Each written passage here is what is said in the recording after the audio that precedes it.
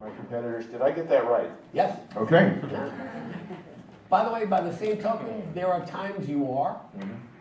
You know, we have shows on CBS produced by Fox. You know, we have development deals with other networks, and everybody does that. So there are times when you're in partnership, but not with all your content.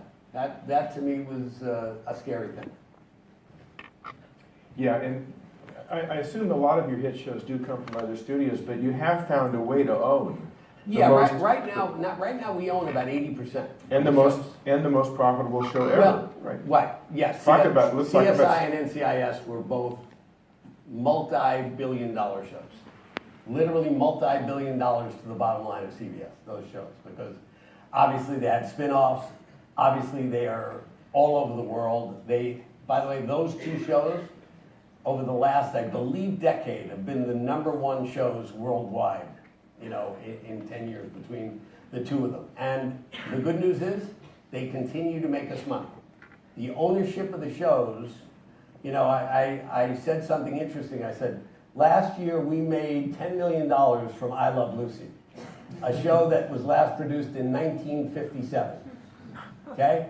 So I also said this. I said, so 50 years from now, some idiot's going to be sitting in my seat saying, I'm making $20 million from CSI, and that was finished in, 2012 or whatever it was. But you fought to get CSI. I mean, the studio who produced CSI and owned it originally refused to go forward with the show. You fought hard to keep it on, and it's the most valuable asset I guess CBS may have. Or yeah, it's a little bit of an ugly story for them because ABC owned half the show, and we scheduled it at 9 o'clock on a Friday night, and you could see they really weren't that interested. And once again, it was at the beginning of networks, companies producing for other networks, and people were always scared of having a hit on another network. So ABC dropped out. That was a bad call. That was a bad call considering that, you know, it was a $1 billion miss, you know, for them. But you made it happen. So then what did you do? They dropped out. You didn't have anybody producing the show. We actually, there was a small Canadian company called Atlantis Alliance that took ABC's half.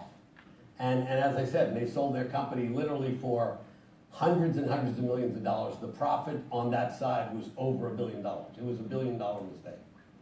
You know, they happen. Fortunately, I've never made $1 billion mistake, but All right. you know. So you brought it up. What were the biggest mistakes that you can think of? Along the way, I was going to go right to spin-offs and sequels and You CSIs. keep going back to that. Okay, Okay. look, you're in the television business. You make a lot of mistakes. You know, it's your track record by definition Right. means you miss. Okay. What's a lot good of batting average All then? right. What would be a Look, good batting average? Look, a good batting average is about 333, and we're batting about 450. So All right. we're doing better than most. Look, putting Katie Couric on the evening news was a mistake, but that wasn't her fault. It was the wrong time, and it just didn't work. Once again, she gave 120%. You know, I'll take responsibility for that, and just it wasn't a move that worked out. What are other mistakes? Letting go of Charlie Brown. It may sound stupid, but we had those Charlie Brown shows that are on every Christmas, and they always do well. They've done well. You know, they're like 50 years old. We dropped it. ABC picked it up right away, and every Christmas season they run 3 or 4 of them, and they do really well. And I'm unhappy about that. In terms of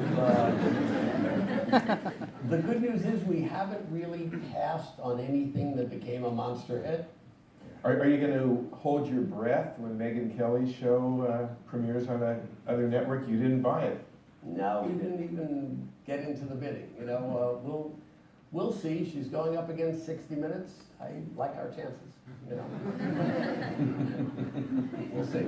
We'll see what happens. Right. You know. When we were talking about CSI and NCIS, you know, you do get criticism about too many spin-offs and too many derivative shows and all that. Right. You know, but you continue to do it. You continue to make money with it, and you have a better batting average, I guess, than 400 with those shows. So We have a slogan at CBS, which is, we don't win Emmys, we get viewers, and we get money. You know, and that's So, you know, no. Do you even go to the Emmys anymore? I remember one time you said it's HBO show, it's, I'm I'm not not, the Emmys in like 10 years. I'm not gonna go root for HBO or now it's you know, Netflix. First of all, it's now Netflix and it wins all the awards anyway. But you know, we're a populous network. I get that. I'm not embarrassed that 20 million people watch NCIS every single week. That we have a lot of procedurals. A lot of people watch CSI. As I said, I'm running a business. My job is getting the most viewers you can. So in the 500 channel universe, CBS is number one. We are watched by more people. We don't pay as much attention to demographics as other people because we think it's overrated. Okay? Having said that, we did win 18 to 49 last year as well. That demo doesn't matter though at all. But it really doesn't, especially as online viewing doesn't count demographics. We consider demographics for losers. In other words, we want people. We want people. That's what we want. We sell advertising to everybody. You know, we sell a lot of, you know, the average age of the 60-minute viewer is 62 years old. Okay? We sell a lot of pharmaceuticals. That's who's watching 60 Minutes, but guess what? They pay a lot of money for those drugs. So it's quite all right. It's quite all right, and we think that that term that newspapers put in, 18 to 49, the only demographic that advertisers care about. Number one, it's not true. We make a lot of money selling people. And we believe in that. Yeah.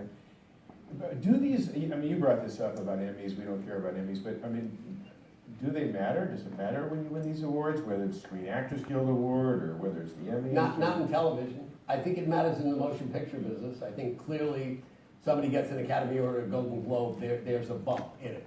TV, it doesn't really matter at all. You know, it matters to the guy who puts it on his shelf and says, I won 12 Emmy Awards, you know, and it's very nice. And look, it's better to win than to lose.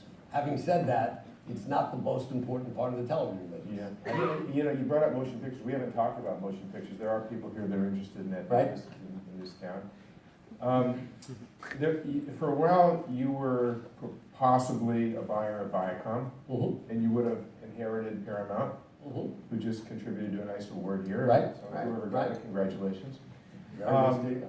If you don't eventually Mhm. acquire Viacom, would you launch your own movie studio? Well, as you know, And how would you approach that business? We have a small movie company. We did 3 movies this year, one of which got nominated for Academy Award. But